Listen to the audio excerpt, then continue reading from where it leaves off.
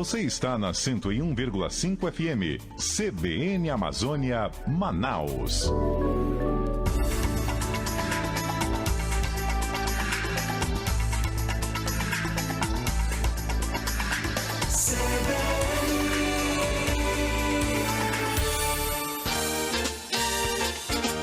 Visita na CBN.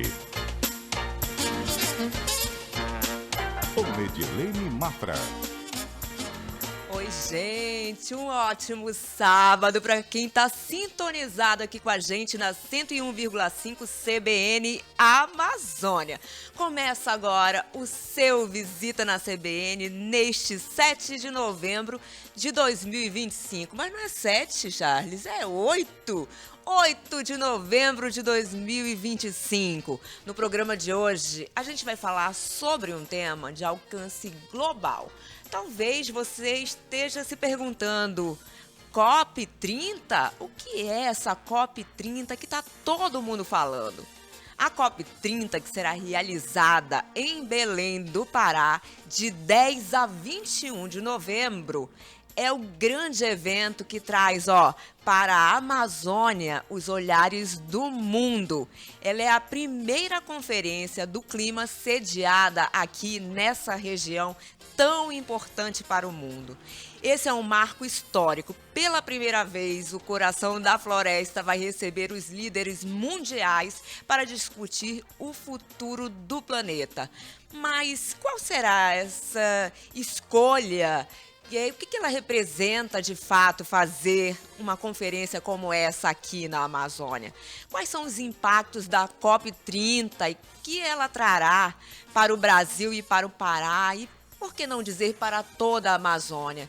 E como o mundo enxerga essa nova etapa da agenda climática com tudo que a gente observa acontecendo no nosso dia a dia?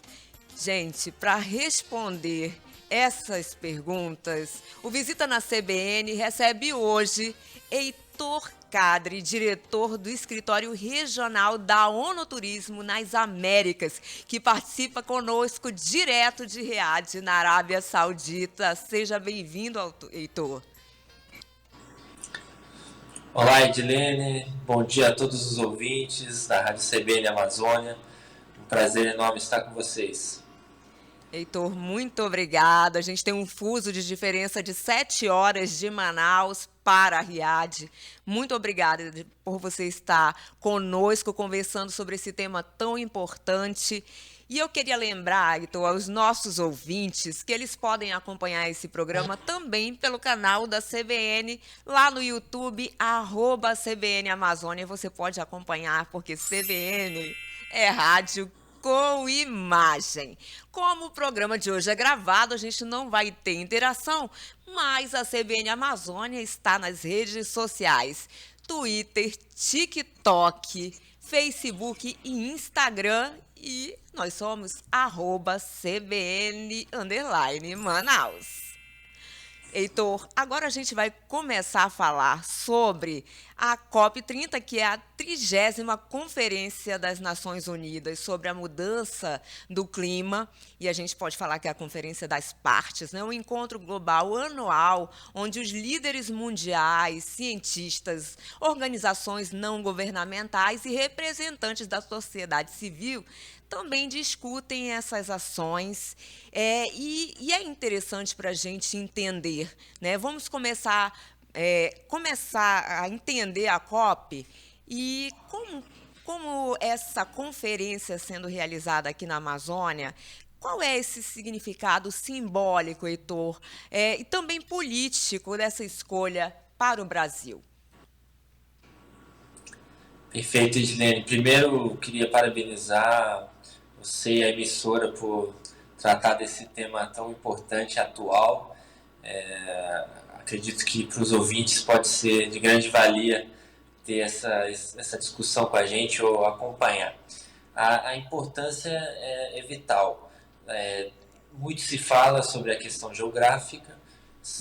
A COP está sendo realizada na maior floresta tropical do mundo, então isso por si só já é um um fato importante em termos de localização, em termos de ambientação das discussões. Por que a Conferência das Partes? Porque são todos os estados membros das Nações Unidas interessados em entender e melhor se adaptar, melhor lutar contra as mudanças climáticas, que se unem, debatem as medidas a serem tomadas, as estratégias, negociam todos essas questões sensíveis de forma coletiva dentro do espírito da negociação das Nações Unidas. E a ambientação disso na maior floresta amazônica do mundo, no caso da Amazônia, é muito importante, característico para esse debate tão fulcral que é a questão das mudanças climáticas. Mas não é apenas a questão do ambiente geográfico. Acredito que devemos chamar a atenção para as populações, as pessoas. Tão importante quanto o meio ambiente natural em que se dará esse debate, também é o meio ambiente social humano em que ele acontece. Então é o povo, não só de Belém, e também do Pará, mas do Amazonas em geral, né? Todos os amazônidas, as populações locais, poderem acompanhar, participar, serem melhor compreendidas e atendidas pelas negociações. Porque não basta que as decisões tomadas pelos países que participam dessas negociações sejam benéficas ao meio ambiente, elas também têm que refletir, têm que ajudar, têm que de alguma forma atender os anseios e as necessidades dessas populações. Então eu vejo essa duplo fator de importância simbólico e real de se realizar a COP nessa localidade. Que é interessante você falar isso, Heitor, porque a gente defende essa ideia de que não é só uma biodiversidade, uma das principais biodiversidades do planeta. Quando a gente fala em Amazônia, a gente tem que considerar essa sociobiodiversidade. É bem complicado você pensar em preservar um ambiente sem considerar as populações que vivem nele, né? É muito interessante essa visão. Dentro dessa perspectiva das negociações climáticas que a gente ouve tanto falar e que tem esse âmbito internacional, quais são as expectativas da ONU quando ela pensa nessa realização da COP30 no momento de tantas divergências, e a gente pode colocar até de ideologias políticas, de grandes discussões sobre a existência ou não das mudanças climáticas, que ainda tem gente que quer dizer que a gente não está vendo o que a gente está vendo, né? Mas quais seriam as expectativas concretas da ONU em relação à realização desse evento? Pois bem, Edilene, a ONU ela é uma organização muito diversa. E não só ela é diversa, mas as suas expectativas também o são. Portanto, existem expectativas, alguns são mais otimistas, outros mais pessimistas, como em qualquer âmbito multilateral, de colegiado, de diversidade. Mas acredito que há claro, um sentimento, né, se eu tivesse que tentar, digamos que absorver, compreender uma média, assim, no cenário geral dos participantes, tem uma clara preocupação com a situação geopolítica atual e que a gente já pode falar um pouquinho sobre ela, e a forma com que essa situação pode, de alguma forma, afetar as negociações. Ao mesmo tempo, acredito que esses momentos conturbados, geopolíticos, também são momentos em que as pessoas prestam mais atenção e estão mais, de certa forma, comprometidas com questões importantes, questões que necessitam de ação, de ações concretas e que ultrapassem um pouco só o simbolismo e só o diálogo. Porque, claro, muito embora o diálogo seja um instrumento para tudo, e é absolutamente necessário que assim o seja, faz parte dos mandamentos das Nações Unidas, mas que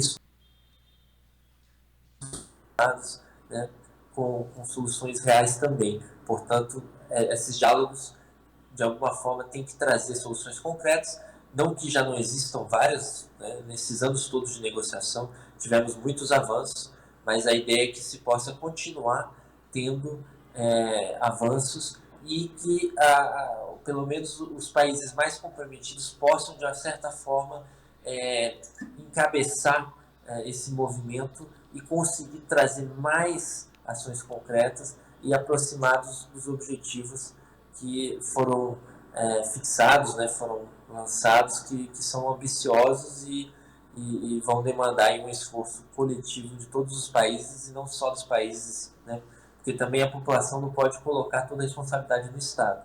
O Estado é grande, o Estado tem suas ineficiências, cada um tem que fazer a sua parte, e eu acredito que quanto mais né, os anos vão passando e a educação vai melhorando, o mundo afora, a qualidade de vida das pessoas também, a gente passa a ter mais acesso à educação, e com isso tem um certo otimismo de que o comprometimento das populações vem melhorando de forma significativa. Heitor, uma coisa interessante que você falou, né, que a COP, ela traz para o centro a discussão, mas essas ações, elas fazem parte de uma agenda, né, que tem vários encaminhamentos, metas a serem alcançadas, que é a Agenda 2030. Então, é uma forma de cuidar, vou colocar até de uma forma bem genérica, de cuidar do planeta como se fosse a nossa casa, né? E aí, quando você coloca isso, que não para no evento, né? Não para na COP30, mas sim são coisas a serem pensadas, solucionadas, refletidas, projetadas também para os anos seguintes, né? Dá para a gente ter essa noção. Então, a gente pode dizer que o evento ele vai permitir demonstrar alguns esforços em umas áreas específicas, né, Heitor, como energias renováveis, biocombustíveis e agricultura de baixo carbono, além de reforçar a atuação histórica, né, e multilaterais que a gente vem acompanhando, né? São vários eixos temáticos, a exemplo do que aconteceu na Eco 92, na Rio+20, que reverberaram em grandes mudanças de comportamento, que você bem disse, que não podem partir somente do Estado, né? Mas a própria sociedade, as populações que vivem em meio à floresta também têm que repensar na forma de viver no dia a dia, né? E como é que tratam os seus ambientes. E aí é interessante também a gente começar a tratar sobre especificamente o que você indica que seriam os temas que chamariam mais atenção nessas discussões? Perfeito.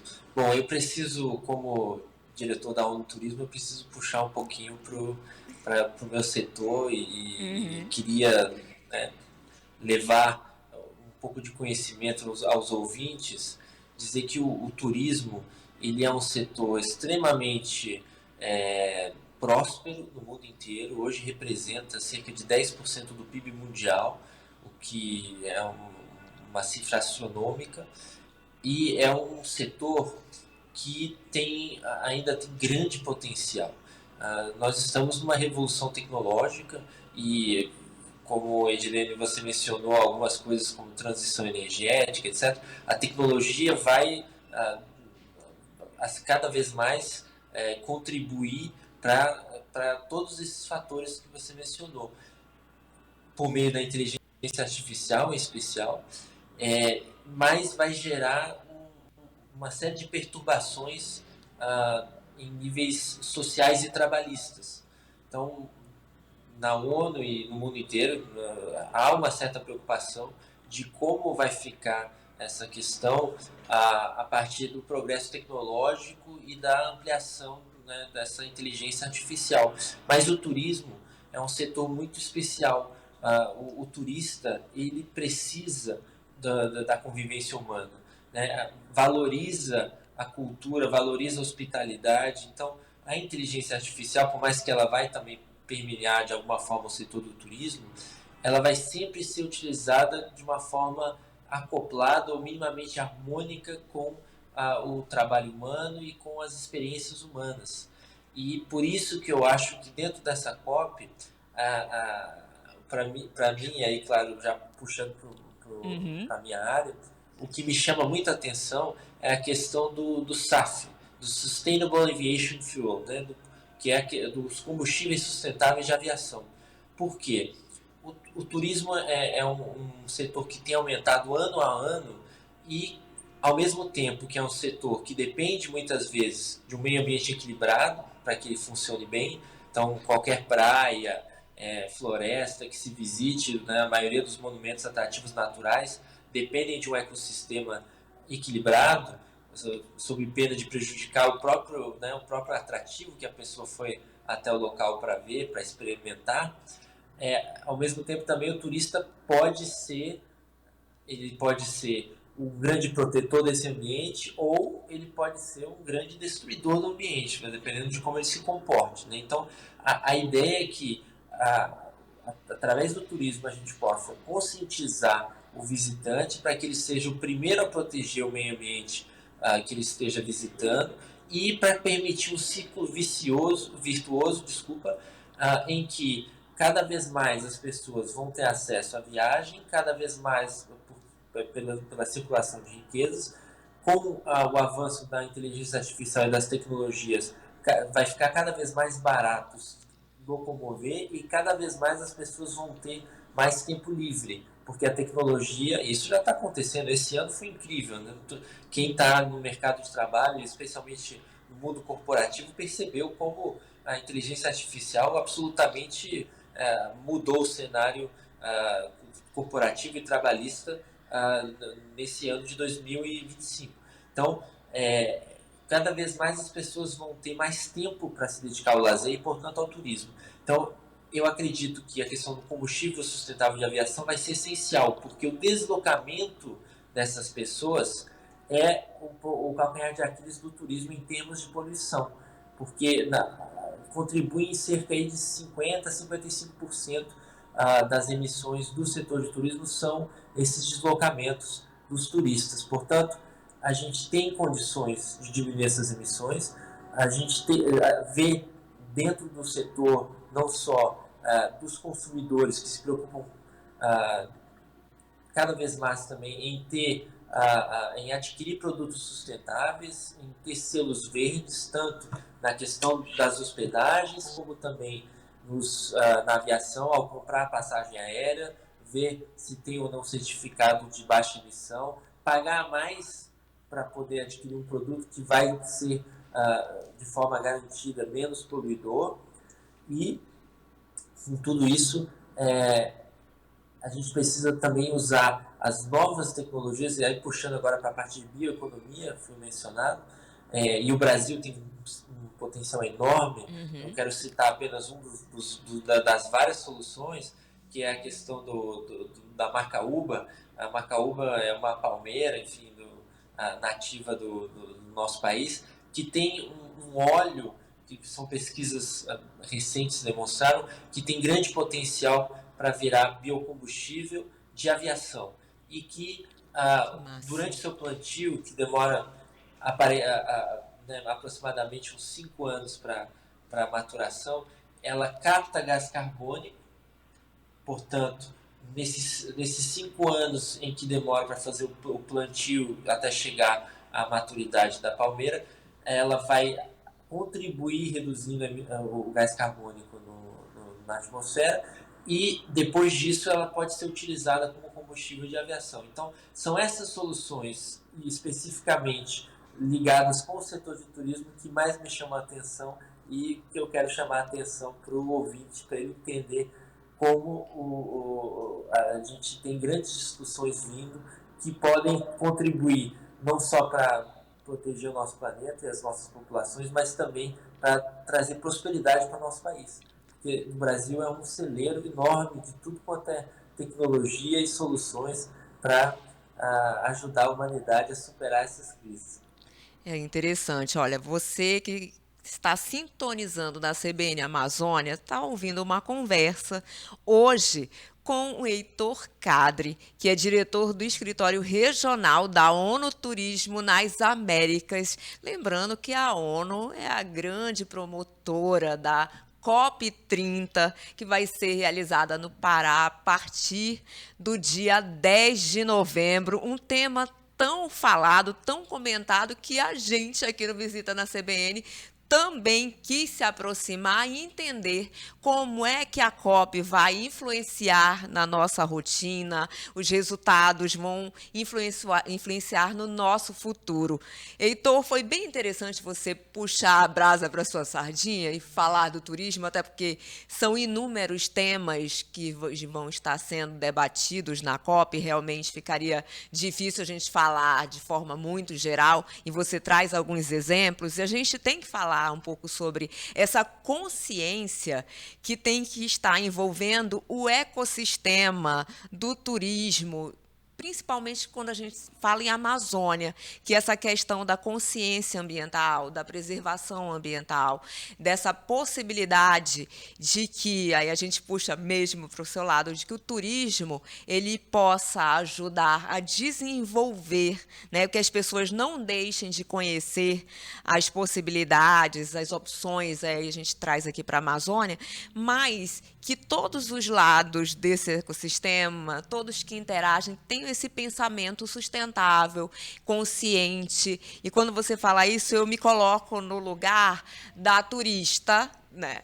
E quando eu vou num lugar, Heitor, eu sempre penso que eu quero viver uma experiência, eu quero descansar, mas acima de tudo, quando eu chego nesse lugar, eu quero ver que ele está sendo cuidado, que realmente as pessoas que vivem desse turismo, elas tenham essa preocupação. Eu acho que essa é a visão, né, de quem atua hoje no turismo.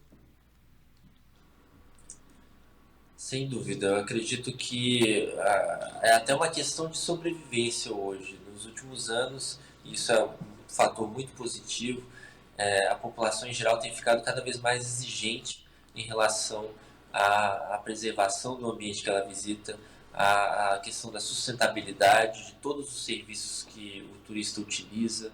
Então, acredito que o empresário do turismo percebeu, e quem não percebeu vai perceber, né, pelo bem ou pelo mal, porque afeta muito o business, que ser sustentável, ser verde, cuidar do ambiente que está sendo visitado não é um ponto positivo, é uma necessidade, é uma obrigatoriedade, não só no sentido legal, com todas as sanções da lei ambiental, mas também por uma questão de preferência do consumidor. O consumidor, e hoje cada consumidor tem uma máquina que amplia a visão dele, né, que é o celular ali através das redes sociais. Então, encontrar um rio sujo, encontrar uma praia, etc., rapidamente essa informação vai circular e vai prejudicar não só aquele responsável específico pela poluição, mas todo mundo que vive daquela atividade. Então, também começa uma certa autofiscalização por parte de todo mundo que vive da cadeia do turismo. E o turismo é um setor muito interessante por causa disso, porque ele movimenta uma cadeia muito ampla e transversal, né? Desde do vendedor ambulante até o guia de turismo, até o dono de pousada, o grande empresário de transporte de rodoviário, por exemplo. Enfim, é uma gama muito ampla e cada um deles acaba sendo fiscal do outro porque não quer que a atividade deles seja prejudicada. Então, essa é uma tendência muito positiva e estamos todos muito otimistas que isso daqui para frente só deve melhorar. Aí eu tenho que te perguntar, quando a gente pensa em Amazônia, a gente sabe que, principalmente, acho que as grandes atrações estão em meio à floresta, né, tirando alguns teatros, algumas áreas nas capitais, mas a maior parte estão em meio à floresta e envolvem a os povos tradicionais, vou colocar assim, esse contato com o ambiente e com os povos tradicionais, ribeirinhos, os povos indígenas, as comunidades tradicionais, e como a ONU está assegurando a participação desses povos, eu vou colocar todos como povos, dentro dessa programação. Aí a gente já está no turismo, falando especificamente do turismo. Perfeito, Edilene. Bom, a ONU tem há muitas décadas vários programas voltados para esses povos tradicionais e em especial na Amazônia. Tem o Fundo ONU Brasil da Amazônia com uma multiplicidade de projetos. Eu mesmo, através do ONU Turismo, já postulei um projeto tem alguns meses. Então, é uma atuação consecutiva e estive recentemente em Novo Airão e pude ver que existem estabelecimentos não só de luxo,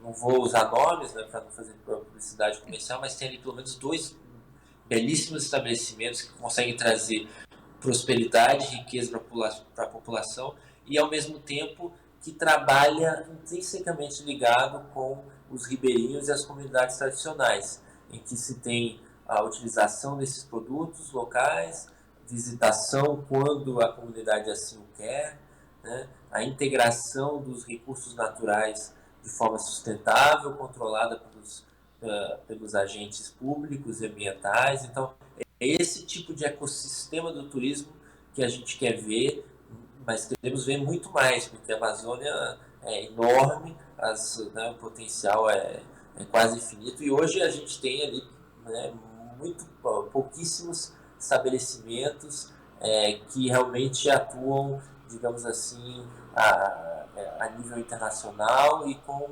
uma qualidade ambiental que a gente pode defender absolutamente sem ressalvas. Então esses modelos têm que ser multiplicados, temos que conscientizar as populações, os empresários, tem que atrair investimento. Isso também é outro cuidado que nós temos aqui na ONU Turismo, que é melhorar o ambiente de negócios, e é um equilíbrio difícil de se encontrar, especialmente quando trata da questão da preservação, né? Tem que ter um diálogo muito bom entre o Ministério Público, o Judiciário, os órgãos ambientais, os empresários que querem investir, porque o empresário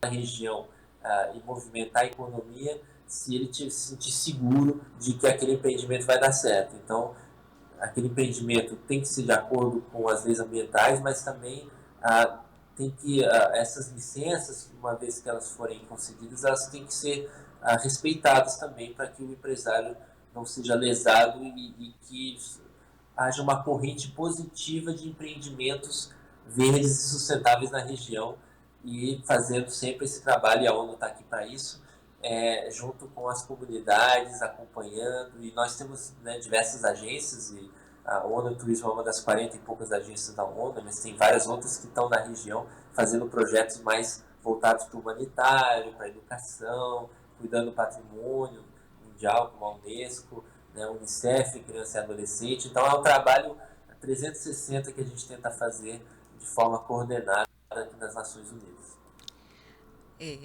Para a gente finalizar, Heitor, aí eu te pergunto só uma coisa, em poucas palavras, qual é o legado que a COP30 deixa para a Amazônia?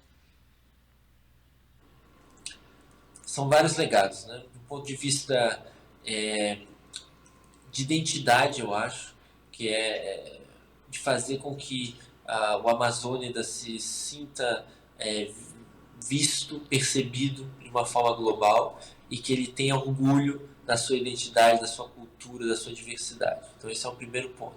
Segundo ponto, econômico.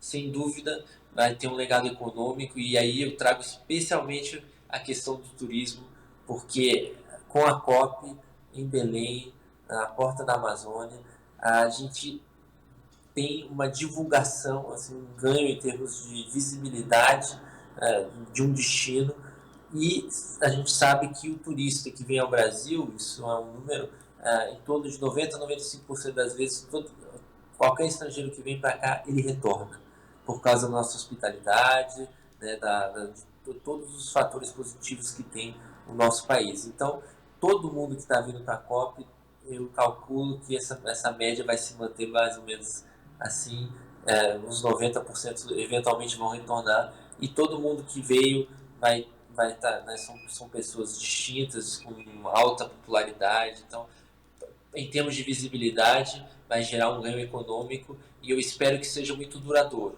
Também vai depender muito da nossa capacidade, quando eu digo nossa, todos os brasileiros, de transmitir toda a nossa energia positiva em termos de cultura, de hospitalidade, de belezas cênicas e naturais, que a gente possa realmente cativar os olhares do mundo no sentido positivo, e que isso seja o início de uma grande vivência amazônica para a humanidade. E eu tenho essa visão, essa esperança que nas próximas décadas a gente possa ver, com a facilitação dos meios de transporte, que seja uma experiência comum do jovem vir até a floresta amazônica, né, depois do colégio ou depois da universidade, enfim, mas que algo que se normalize, que seja uma experiência considerada como essencial para o ser humano, que ele conheça a maior floresta tropical do mundo. Assim eu espero que seja. Muito obrigada pela entrevista, Heitor Kadri, diretor do Escritório Regional da ONU Turismo nas Américas. Desejo muito sucesso aí e que venham muitas coisas boas para o nosso futuro no turismo e em todas as outras áreas. Eu que agradeço, Edilene. Um abraço a todos os ouvintes. Um bom sábado para vocês.